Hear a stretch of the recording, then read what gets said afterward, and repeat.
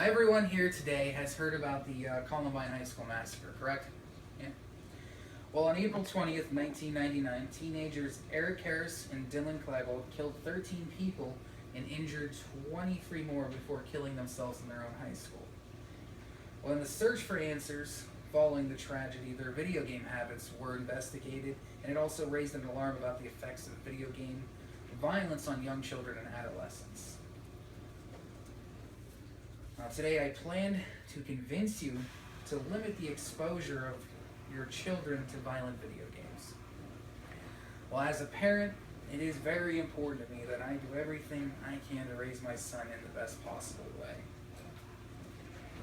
I plan to discuss how exposure to violent video games affects children, how this exposure can be prevented and limited, and the benefits of limiting violent exposure. Now let's start by discussing the effects of violent video games on children. Well, in today's society, video games have become a common pastime for most children. According to studies, 90% of children between 8 and 16 years old spend 13 hours per week playing video games, which, yeah, it's a lot more than what you should be doing, especially during the school week, I would say.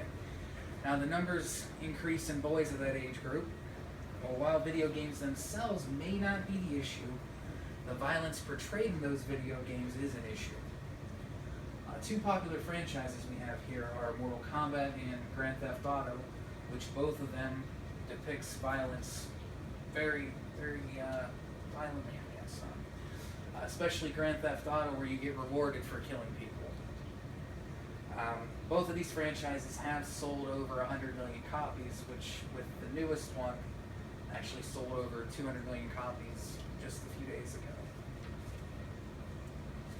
According to studies by researchers at Iowa State University, children exposed to video game violence become more aggressive later on in their lives.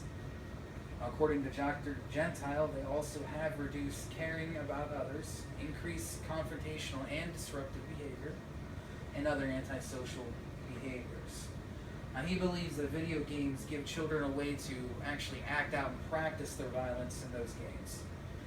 Now, the American Academy of Pediatrics believes that video games provide a more immersive experience with violence, and that the increased aggression thoughts are a precursor to violence. While the U.S. Bureau of Justice Statistics reports a current decrease in violent crime, the fear is that continuing exposure to violent video games will encourage violent acts in the future. Basically, society thinks that crime's increasing. It's really not. But exposure to video games can increase the violence and aggressive behavior. Now, while exposure to video game violence has lasting negative effects, there's very few simple solutions to the problem. Now, by becoming more involved with their children, parents can take steps to limiting their exposure to violent video games. Parents' involvement in what their children play is the biggest solution to this issue.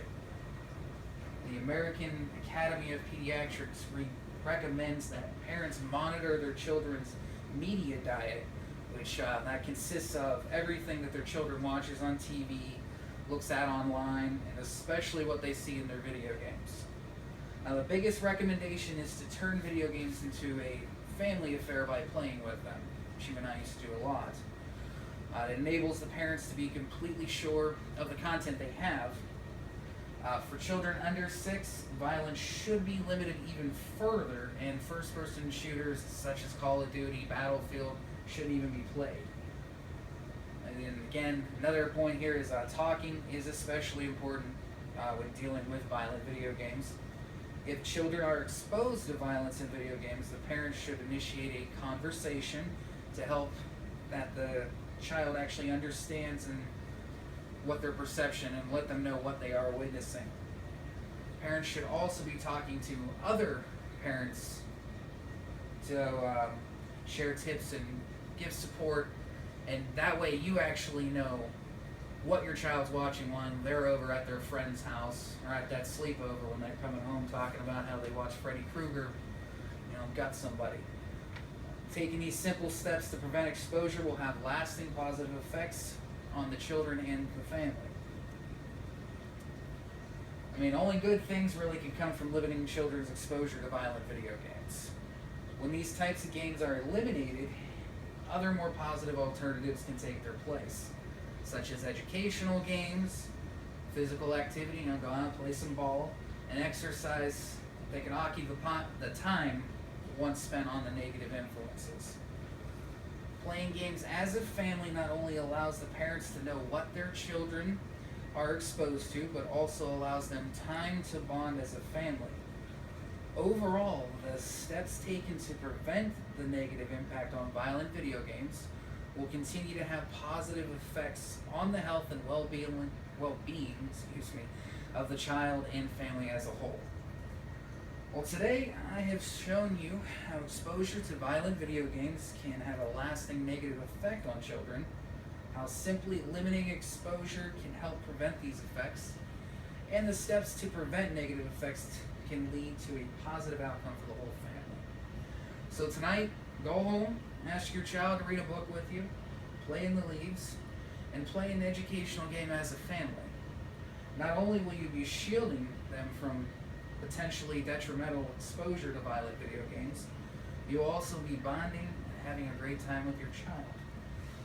Thank you, and have a great evening. Here's some references from what I used here. Have a great evening, guys.